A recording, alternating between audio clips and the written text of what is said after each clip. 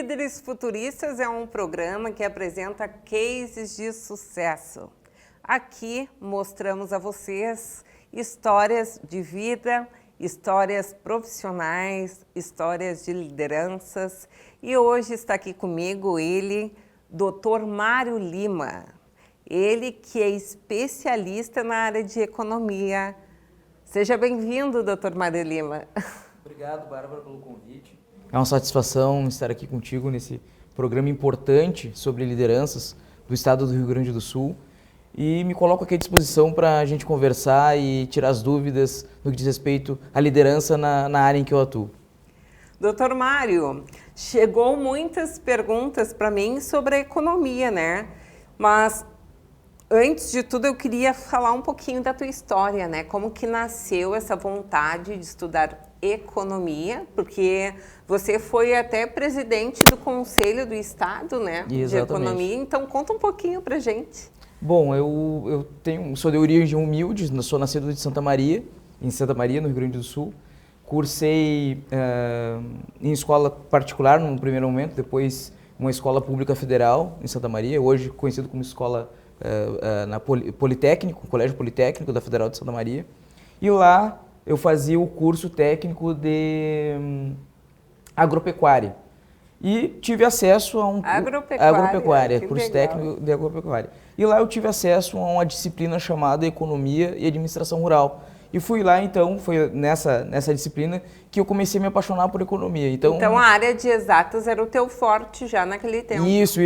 Eu gostava muito, mas muito mais da lógica econômica do que propriamente dos cálculos. Não que eu não goste de cálculo, mas eu achei a filosofia que envolvia a economia muito mais interessante, especialmente o funcionamento do sistema financeiro. Então, aos 16 anos, eu já sabia exatamente o que eu queria fazer na minha vida. Olha que legal. Que era estudar economia. Porque normalmente nós jovens, eu mesma, eu comecei 4 cursos de graduação para depois chegar ao ponto de escolher algo, né? Sim, eu lembro que na época eu fiz vestibular para a Universidade Franciscana e passei em administração lá e também para ciências econômicas na Federal de Santa Maria, em que então acabei optando por fazer Ciências Econômicas na Federal de Santa Maria. E ter num currículo que estudou numa federal é muito bom, né? Não, muito bom, muito bom. Comecei os estudos lá, então, mais tarde eu vim para Porto Alegre, comecei a trabalhar com consultoria em diversas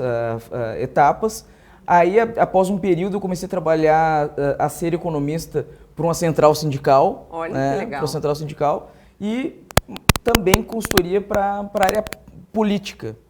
Exatamente, porque nós sabemos que os políticos eles são grandes lideranças, mas falta muitas vezes pessoas em suas equipes que tenham conhecimento sobre economia, especialmente economia do setor público. Até porque o setor público mexe com dinheiro, desenvolvimento. Né? Exatamente. E aí, ao longo desse período, eu exerci diversas funções públicas, tanto em âmbito estadual, municipal e federal. E em 2009 eu comecei a fazer então mestrado em economia, na área de economia do desenvolvimento, exatamente, com análise de políticas públicas e finanças públicas. Tanto é que na minha graduação eu estudei, a minha pesquisa foi basicamente analisar a dívida pública do estado do Rio Grande do Sul. Olha que bacana, né? Eu não sabia.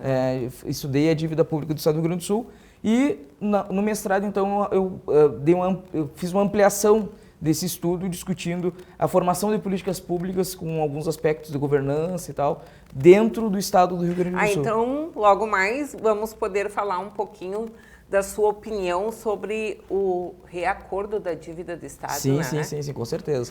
E porque esse foi um dos meus temas, tanto na graduação quanto depois na minha atividade profissional ao longo do tempo. E aí, após a realização do mestrado, eu comecei a dar aula e fui professor de graduação por 12 anos. E aí hoje eu fico mesclando entre cursos de pós-graduação, MBA, especialização e também na área de extensão ou qualificação profissional. E depois, em 2014, eu comecei a fazer o doutorado em economia E virou doutor mesmo. Virei doutor mesmo.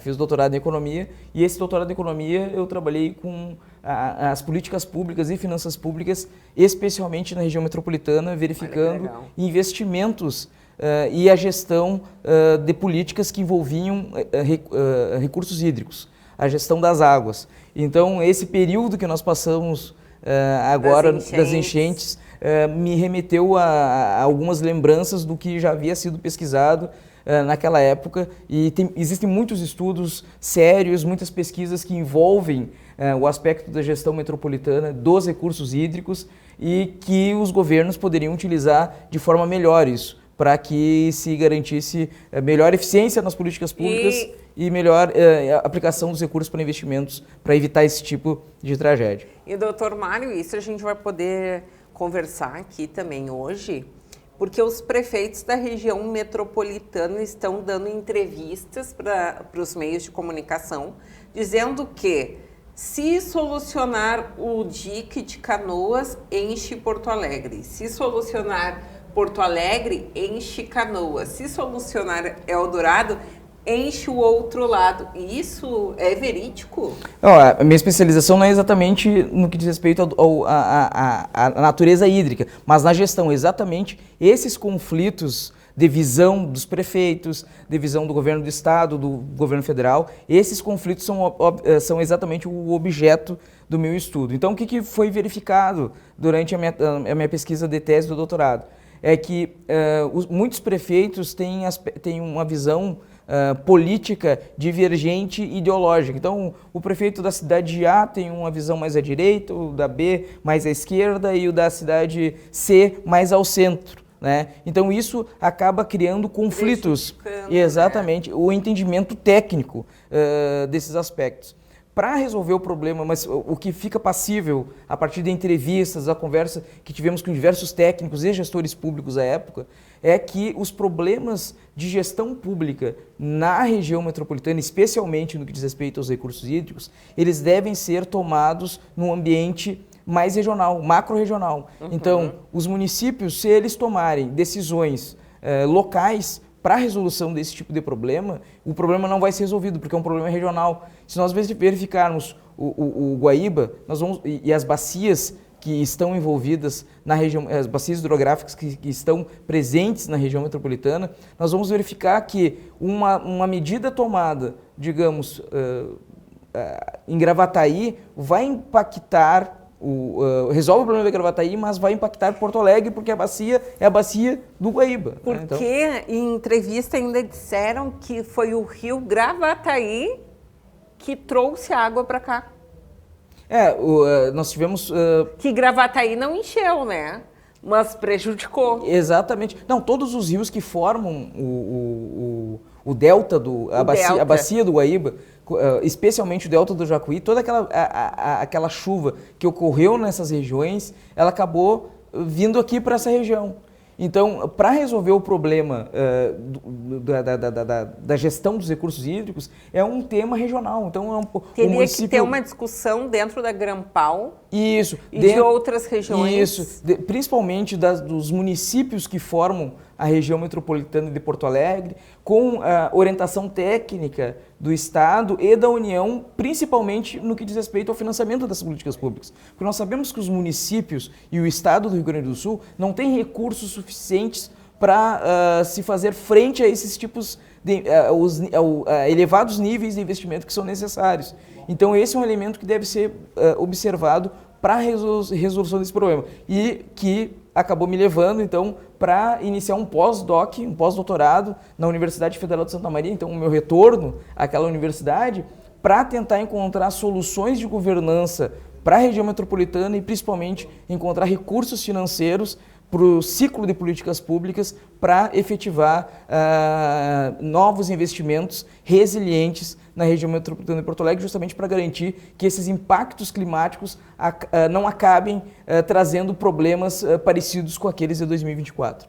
Em 2024, passamos a maior tragédia do nosso estado e eu vi uma carência de profissionais que pudessem ajudar, né, de alguma forma, neste projeto de restauração do estado. E o Estado trouxe pessoas de fora do país para cá para levantar um estudo. O que tu me diz sobre isso? Eu acho que é uma iniciativa extremamente válida, até porque nós sabemos das carências da capacidade técnica do Estado e dos municípios. Não estou dizendo que os profissionais que lá estão não são capazes de resolver os problemas, mas, ao mesmo tempo, a burocracia, o dia a dia das prefeituras, do governo do Estado, já ocupam muito a capacidade laboral desses profissionais. Obviamente, eles têm que ser ouvidos, eles têm que participar da construção e execução das políticas públicas, mas, ao mesmo tempo, nós temos também que absorver outras informações, outros conhecimentos, como nós temos que ir atrás de consultorias, ir atrás das nossas universidades, onde nós desenvolvemos pesquisas de alto nível.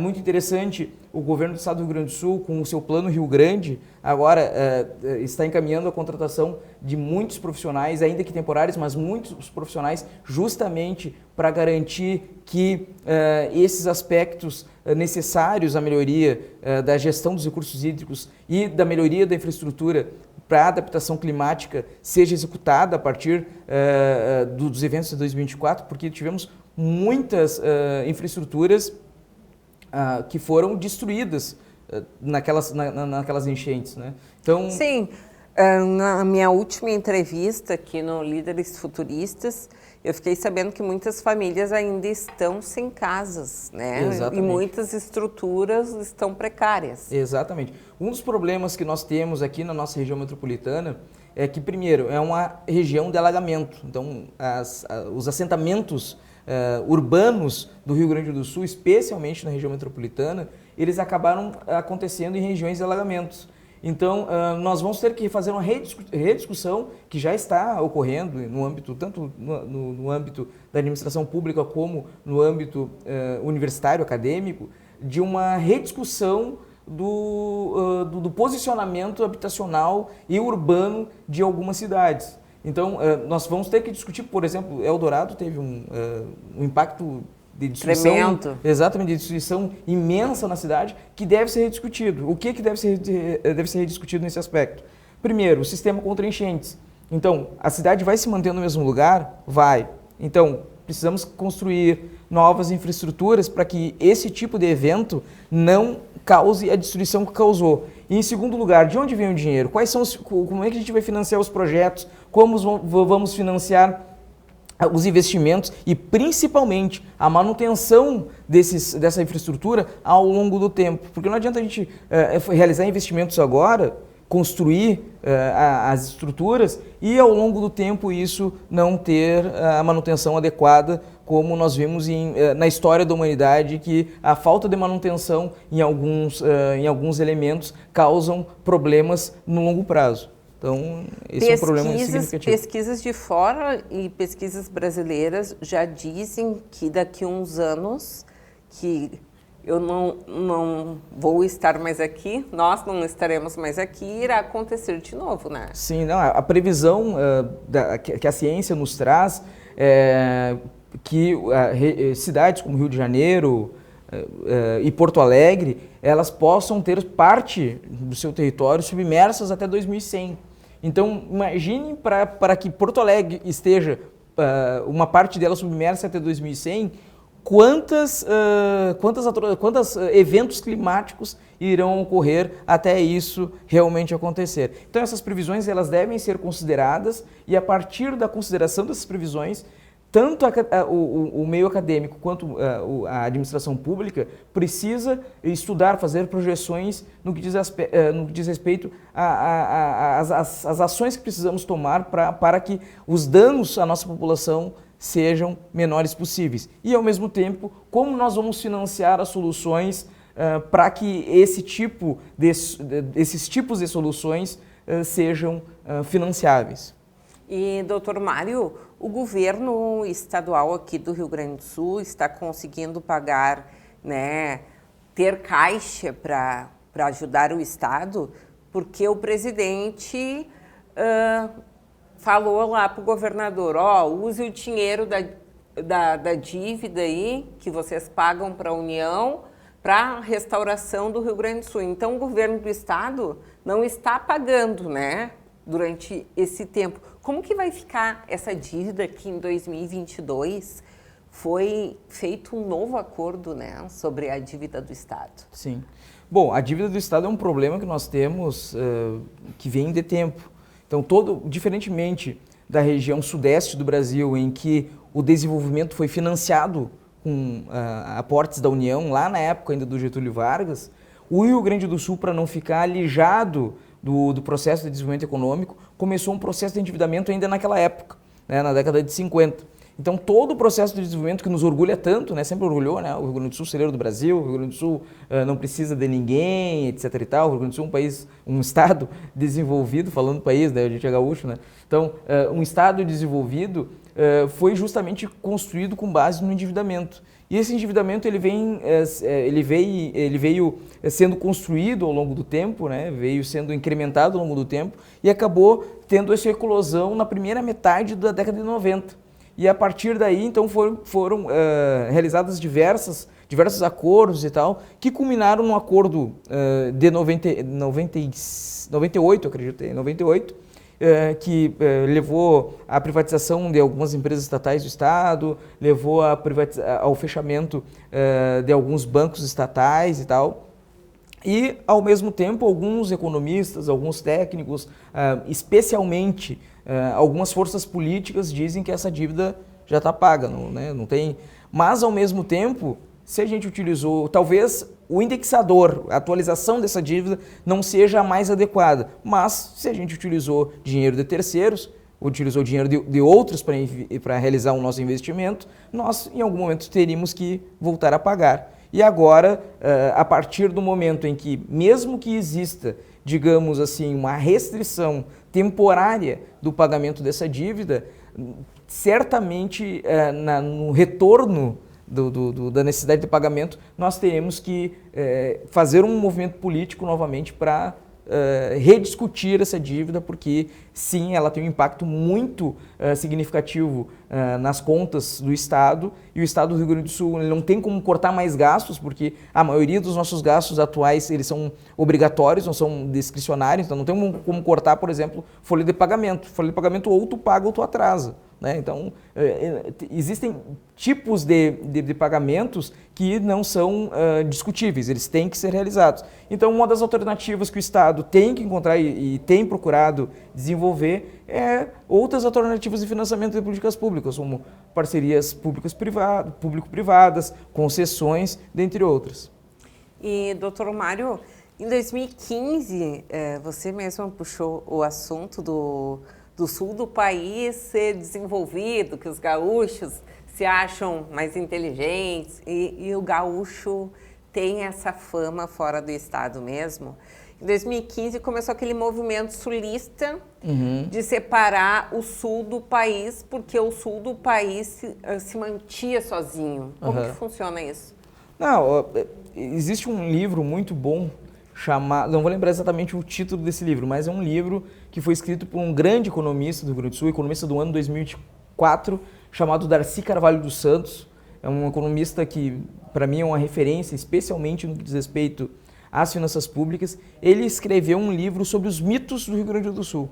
E um desses mitos é aquele de que a gente costuma dizer que o Rio Grande do Sul passa mais dinheiro para a União do que recebe, o Rio Grande do Sul conseguiria viver muito bem se não repassasse o dinheiro para a União. Não, eu aconselho a leitura de todos aqueles interessados nessa pauta desse livro, que é muito bom, porque ainda que o Rio Grande do Sul seja desenvolvido e repasse uma grande parte dos recursos para a União, não é bem assim. Nós teríamos também outros problemas estratégicos se ficássemos isolados em relação ao Brasil, por exemplo. Digamos que o Rio Grande do Sul se separasse do Brasil. Não estou trazendo problematização, não estou emitindo uma opinião própria, porque eu acho que teria que estudar mais em relação a isso. Mas trago para reflexão alguns elementos. Uma questão de elemento de posição estratégica. Por exemplo, o Rio Grande do Sul, a população gaúcha mal fala o português, né? Nós falamos o português. Algumas pessoas mais próximas da fronteira algumas cidades falam de forma mais fluente o espanhol, Mas, para a gente, para o Rio Grande do Sul, se colocar num processo de globalização como se espera ter, ainda que existam movimentos nacionalistas, etc., o modelo de desenvolvimento ainda é um modelo globalizado de comércio internacional, de parcerias com outros países. O Rio Grande do Sul precisaria falar pelo menos o espanhol, além do português, ou o inglês, né? Então, as nossas crianças, a maioria da população não fala nem o espanhol e nem o inglês. Então, como nós... mal português. E mal português. E como, então, nós estaríamos geolocalizados na América do Sul, brigados com o Brasil, que fala português, juntamente conosco que falamos português. Como é que a gente se posicionaria em relação a isso? A nossa capacidade produtiva é boa? É. A nossa capacidade intelectual é boa? É ótima. Nós temos capacidade de inovação, alta capacidade de inovação. Tivemos um evento importante, evento de inovação, inclusive, na semana passada aqui em Porto Alegre. E o Rio Grande do Sul está no ranking do estado que investe em tecnologia e inovação. Exatamente, né? Não, é um estado... Está no topo. É um estado desenvolvido, um estado que tem total capacidade de desenvolvimento e até mesmo de um posicionamento global veja bem, como eu trago, se melhorar os aspectos de capacitação e educação. E eu digo em que aspecto? Não estou dizendo que o Rio Grande do Sul não tem capacidade daqui a pouco com seus professores, seus profissionais de pós-graduação, seus cientistas, seus pesquisadores. Não estou dizendo isso. Esse pessoal está preparado. Agora, mas é aquelas pessoas mais alijadas do processo de desenvolvimento. Elas têm o conhecimento necessário para estar preparado para um processo de globalização e de enfrentamento no que diz respeito a uma emancipação, digamos assim, da região sul, do estado do Rio Grande do Sul, principalmente. Então, nós precisaríamos então fazer um grande investimento em educação para que as pessoas pudessem falar o inglês, o espanhol e, principalmente, melhorar a capacidade de cálculo da nossa população, porque a educação do Rio Grande do Sul não é uma das melhores, está entre as piores do Brasil. Como estamos falando aqui hoje em economia e desenvolvimento do nosso estado com o Dr. Mário Lima, especialista em economia. Dr. Mário Lima, você era o presidente do Conselho de Economia do Estado do Rio Grande do Sul. Além, né, do Conselho fiscalizar, né, os economistas do Estado, qual é o papel do Conselho? Não, o papel do Conselho, o Conselho Regional de Economia, ele é uma autarquia federal, né, que cuida, tem uma legislação própria que trata da atividade dos economistas. É um conselho que basicamente ele regula a profissão. E ao regular a profissão, nós fiscalizamos basicamente a profissão não só daqueles economistas que estão registrados no Conselho Regional de Economia, né, que são os economistas. Quem não está registrado no Conselho de Economia, ainda que seja bacharel em economia, formado em economia, mas não registrado lá, não são economistas. Não são pode exercer. Não pode exercer a profissão. Então, quem pode exercer a profissão de economista são aqueles que têm a formação de bacharéis em economia e, ao mesmo tempo, estejam registrados no Conselho Regional de Economia. Então, o papel fundamental do Conselho Regional de Economia, o CORECON-RS, é basicamente fiscalizar a profissão por aqueles que podem e por aqueles que não podem. Aqueles que não podem sofrem sanções do Conselho, tanto no aspecto no que diz respeito a algum tipo de multa, algum tipo de denúncia pelo exercício ilegal da profissão. Então, a ideia quando eu fui convidado para participar do Conselho como conselheiro, foi muito legal, porque eu sou uma pessoa apaixonada pela minha profissão e sempre militei por ela, né? Como eu disse lá no início, eu tenho vontade de ser economista desde os 16 anos de idade, quando eu tive o primeiro contato. Então, eu sou um apaixonado pela profissão. E quando fui convidado para fazer parte do Conselho, eu já tinha algumas atividades junto ao Conselho, mas quando fui convidado para ser conselheiro, foi muito legal, foi uma satisfação poder contribuir com a minha profissão. Depois eu tive a oportunidade então, de ser presidente, de me tornar presidente do Conselho por 2 mandatos. Então, olha que bacana. Então eu presidi o Conselho por 2 mandatos e foi muito satisfatório, porque além da profissão, o Conselho tem um posicionamento estratégico no que diz respeito ao posicionamento técnico realmente. Então, tem algum problema de desenvolvimento econômico no Estado, a gente tem a nossa posição técnica. Claro que não é uma posição fechada, né? O Conselho é um aspecto, ele defende o aspecto democrático, cada economista tem a sua opinião em relação a isso, mas o que o Conselho defende é que qualquer tipo de discussão econômica, de desenvolvimento econômico especialmente, que envolve os aspectos sociais, políticos e econômicos, eles devem ser tomados e levados em consideração pelos economistas. Então, ainda que diversas pautas de desenvolvimento sejam discutidas em todos os âmbitos, como eu trouxe aqui para a nossa conversa, eu estudei lá a gestão pública no que diz respeito à gestão dos recursos hídricos, é um tema, mas é a água e tal. Não, mas a água é o principal insumo econômico, então os economistas precisam discutir isso também. Então, quando a gente se posiciona como conselheiro, quando se posiciona como presidente do Conselho Regional da Economia, esse posicionamento é muito mais no que diz respeito ao papel do economista nas discussões de desenvolvimento econômico.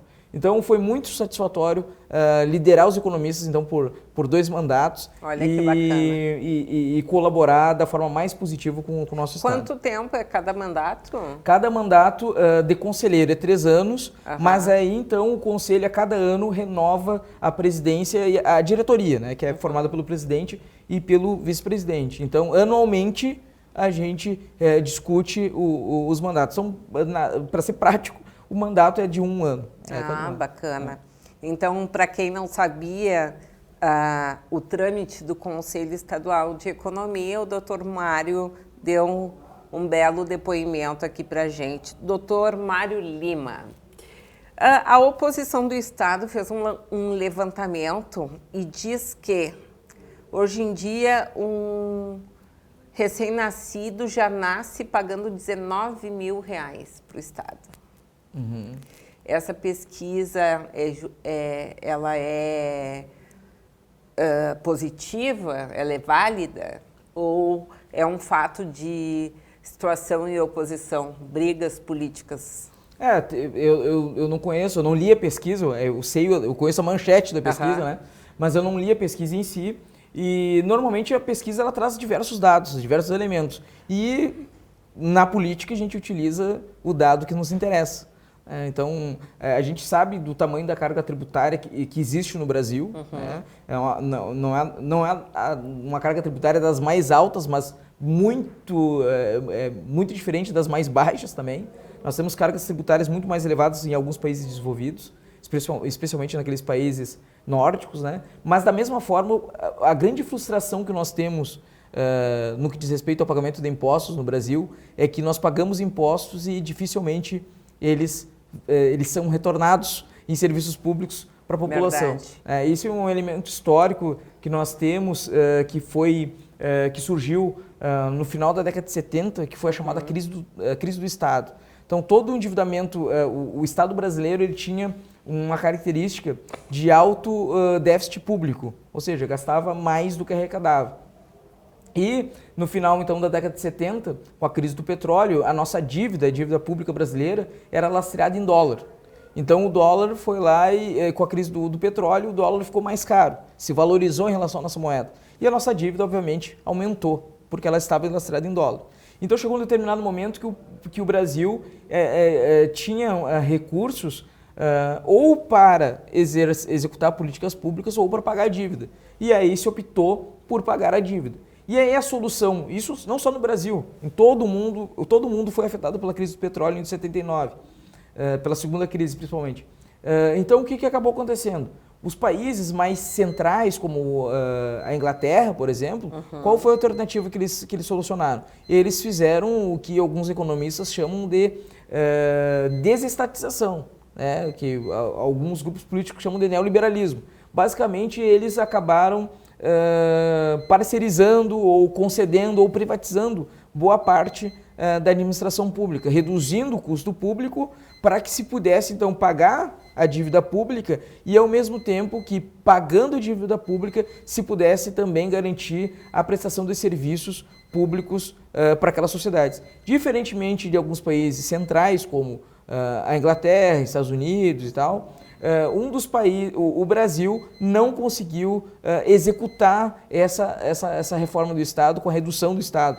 Pelo contrário, existiram diversas alternativas, diversas tentativas disso, especialmente no governo Fernando Henrique, que procurou fazer um movimento de redução do Estado, se conseguiu em alguns aspectos, mas não conseguiu atingir os níveis necessários para que o Brasil pudesse reduzir sua carga tributária e, ao mesmo tempo, oferecer serviços de qualidade à população com a população pagando menos impostos. Porque a lógica é o seguinte, eu reduzo o Estado paga menos impostos, uma parte daqueles impostos que o Estado arrecada, ele vai pagar a dívida que ele tinha e, ao mesmo tempo, ele vai reduzir a carga tributária para que a população consiga pagar os serviços privados que estão em substituição àqueles do Estado.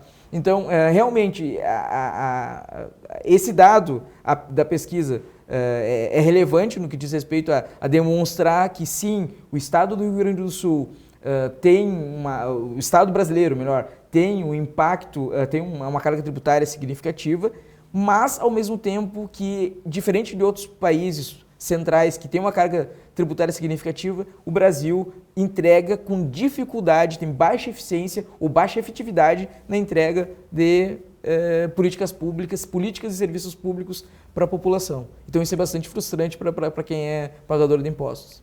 A economia engloba muitas pautas e muitos assuntos, né? E é uma das pautas mais importantes para o desenvolvimento de um Estado é a economia.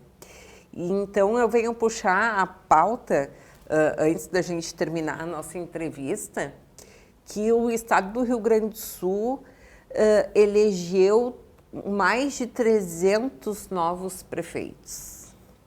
E nessa nova era do desenvolvimento, tecnologia e inovação, os empresários começaram a acordar para a política e pensar: eu não vou votar mais em quem não resolve o meu problema, eu vou entrar para a política e vou resolver o meu problema, né? Quem está lá na cadeira não está resolvendo o meu problema, então eu, Bárbara, empresária, vou entrar para a política e vou resolver o problema que os políticos não estão resolvendo.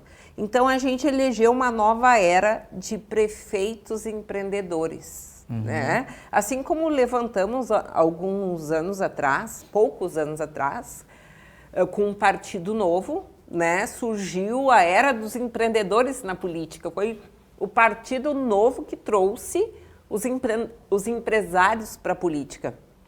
Qual é a tua opinião sobre a gestão empreendedora, que é muito boa, porque tira a velha guarda, né, da negociata do jogo e entra uma gestão promissória, né, uma gestão que vai para frente, que pensa como um empreendedor. Qual é a tua opinião sobre isso? Principalmente, eu acho que no aspecto, eu acredito bastante que na democracia inicialmente, né? Então, acredito que aquela pessoa que foi votada e se elegeu, ela é a vontade do povo. Independente da capacidade dessa pessoa, se a pessoa tem formação ou não, ela é a representação do povo para aquele momento, para aquele período. E o perfil empreendedor é um perfil muito interessante para a administração pública, especialmente porque traz um olhar daquele que traz o desenvolvimento econômico. Eu sou casado com um empresário, eu sei assim, o dia a dia da dificuldade que a pessoa tem de realizar, de fazer a gestão de pessoas, de garantir que as receitas da empresa garantam lá o salário no dia, o salário digno no dia para a pessoa receber, né, para pagar suas contas, etc. e tal. Eu acho isso muito importante. E acredito que o empreendedor ele tem que ter uma preocupação, porque quando o empreendedor chega numa prefeitura, num governo estadual, enfim, num governo, ele não... governo quebrado. Chega lá assim, e outra, chega lá dentro de uma outra natureza, que está muito mais pautada não no resultado. Que é burocrática isso, ainda. Está muito mais pautado na burocracia. Então não importa o que eu vá... Claro que importa, mas o objeto principal não importa o resultado que eu tenho, importa como eu vou fazer para atingir aquele resultado. Por quê? Porque na administração pública todos os atos eles devem ser legais, normativos. Então muitas vezes chega lá um empreendedor, não, vou fazer tal coisa porque está tudo errado. Mas ele chega lá e verifica assim, não dá para fazer tal coisa porque essa coisa aqui não dava para ser feita anteriormente porque existem aspectos legais que não podem ser ultrapassados. Então, eu acho que o empreendedor ele tem que ter essa preocupação quando chegar no poder público. Ele tem que, obviamente, né, eu acredito que todos vão respeitar esses aspectos legais, mas aí que vem a grande contribuição que ele pode dar para a política, né, para a administração pública principalmente. Para a política, a sua atuação já é uma grande contribuição, mas para a administração pública, ele pode incentivar, trazer a cultura que existe lá no mercado, lá na iniciativa privada, na formação e capacitação do servidor público. O servidor público ele tem que observar que a atividade que ele está exercendo no âmbito público pode impactar não só a vida dele, mas a vida também dos empresários que pagam os impostos que vão servir para pagar o seu próprio salário, né?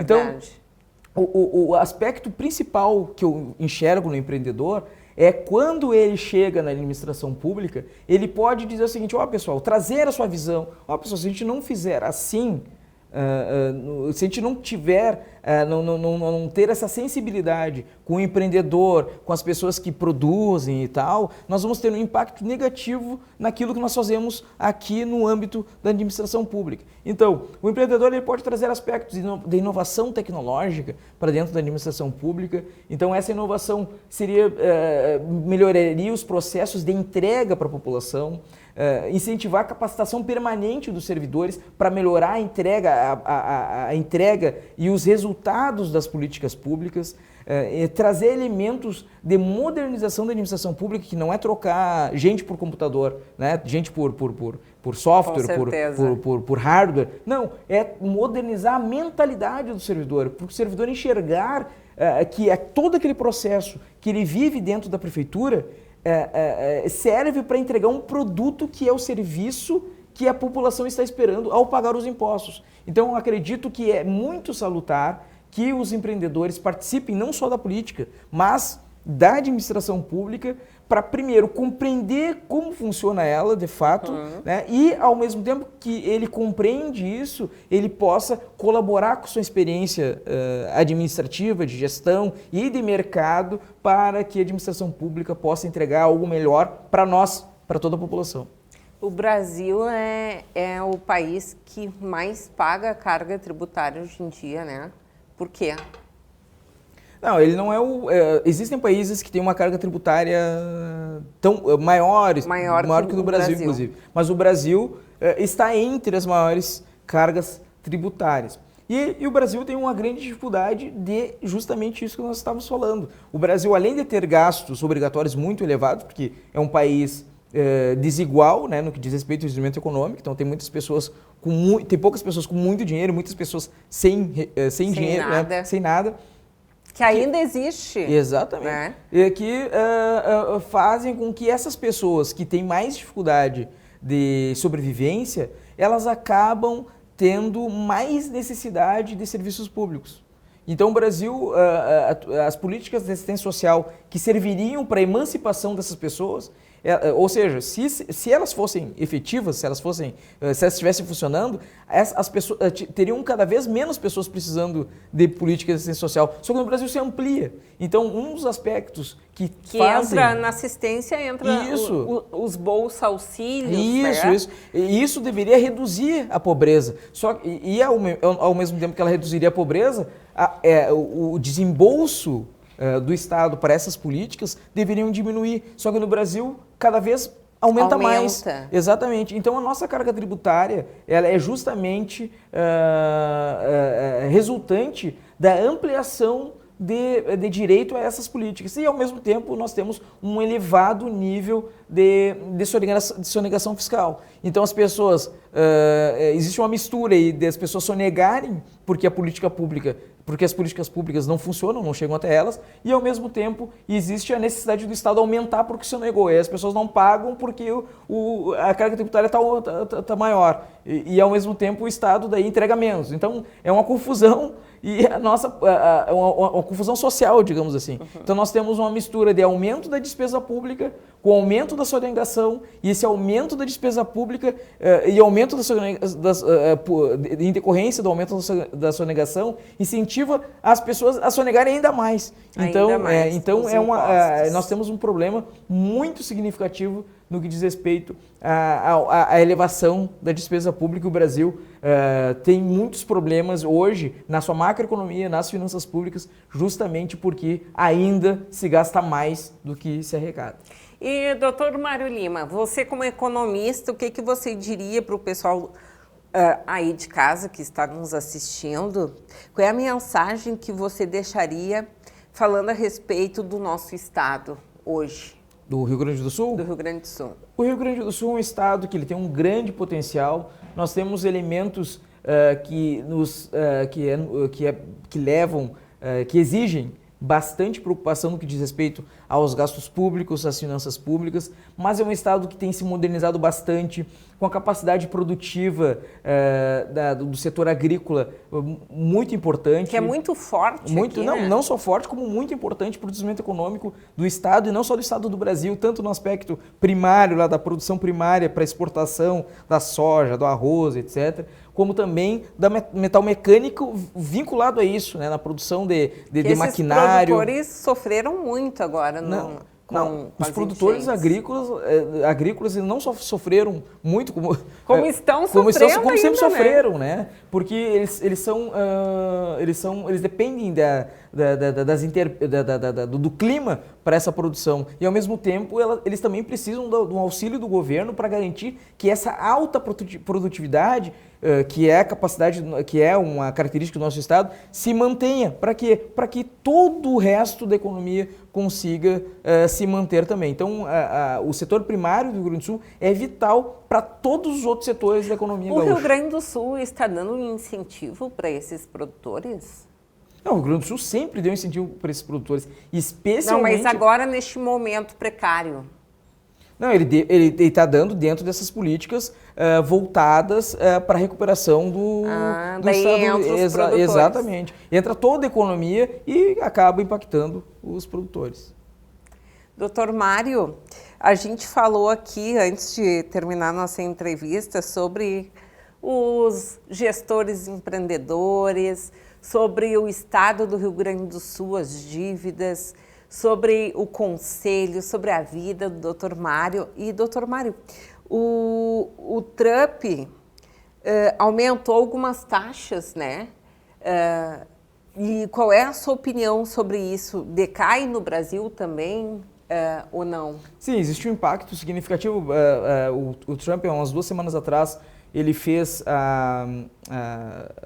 um aumento de tarifas que ele chamou de reciprocidade tarifária. Ele apresentou lá um cálculo que os economistas não concordaram com aquele cálculo sobre o modelo adotado para definir os níveis de tarifação para o resto do mundo, e especialmente no caso brasileiro, então no caso do Brasil.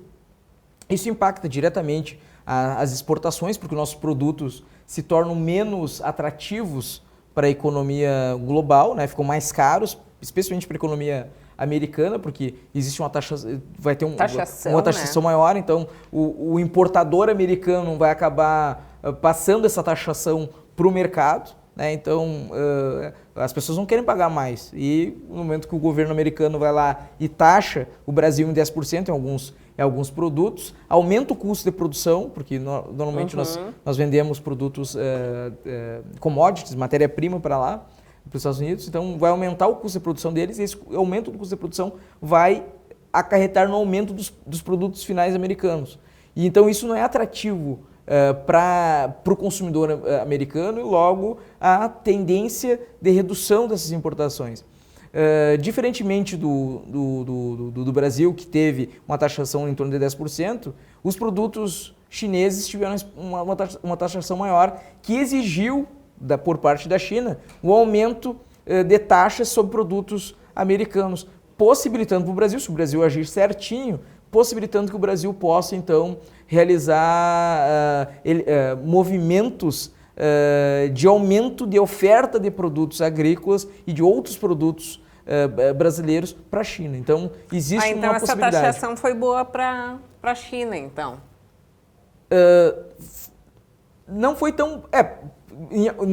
por um lado foi boa para a China, por outro não, porque os produtos chineses tiveram também uma taxação mais elevada, eu acho que em torno de 100 e poucos %, mas os Estados Unidos recuou principalmente em produtos eletroeletrônicos, especialmente smartphones, porque as fábricas de smartphones das empresas americanas, elas se concentram, estão na China. Então, se os americanos querem colocar alguns aparelhos de smartphone dentro dos Estados Unidos, eles têm que importar da China, ainda que as empresas sejam americanas no território chinês. E isso deixa a população muito chateada. Quer comprar um smartphone de uma determinada marca que é produzido na China, ele vai ter que pagar mais. Então, se a taxação é de 100%, ele vai ter que pagar o dobro praticamente o dobro de impostos do que pagaria sem essa taxação em solo americano. Doutor Mário Lima, a tecnologia vem mudando o mundo, né? E precisamos adequar os nossos profissionais, gestores, líderes, economistas. O que tu deixa para finalizar aqui para nós sobre a tecnologia, né? Que vem mudando assim o mundo e trazendo várias facilidades, né? Nas profissões hoje em dia. Sim. Uma das minhas atividades atualmente é estudar muito inteligência artificial, o impacto da inteligência artificial na produtividade, na economia. Então, o meu conselho a todos que estão nos vendo aqui é que estudem inteligência artificial, se adaptem a ela. Que está dominando. Exato, né? já dominou. Então, se adaptem a ela, estudem. Se você tem uma profissão, tente utilizar esses mecanismos, esses instrumentos, né, essa inteligência, de inteligência artificial, para melhorar a produtividade do seu trabalho. Então, é fundamental o conhecimento dessas ferramentas, porque em 10 anos a sociedade estará revolucionada no que diz respeito à inteligência artificial. E essa foi a entrevista com o nosso doutor em economia, Mário Lima. Mário Lima, te espero mais vezes aqui no Líderes Futuristas, ele que é um grande parceiro de longas datas e é parceiro do Congresso Líderes Futuristas também. Obrigado, Bárbara, pelo convite, foi uma satisfação estar aqui e me coloco sempre à disposição para essas discussões. E esse foi mais um Líderes Futuristas, acompanhe o próximo programa.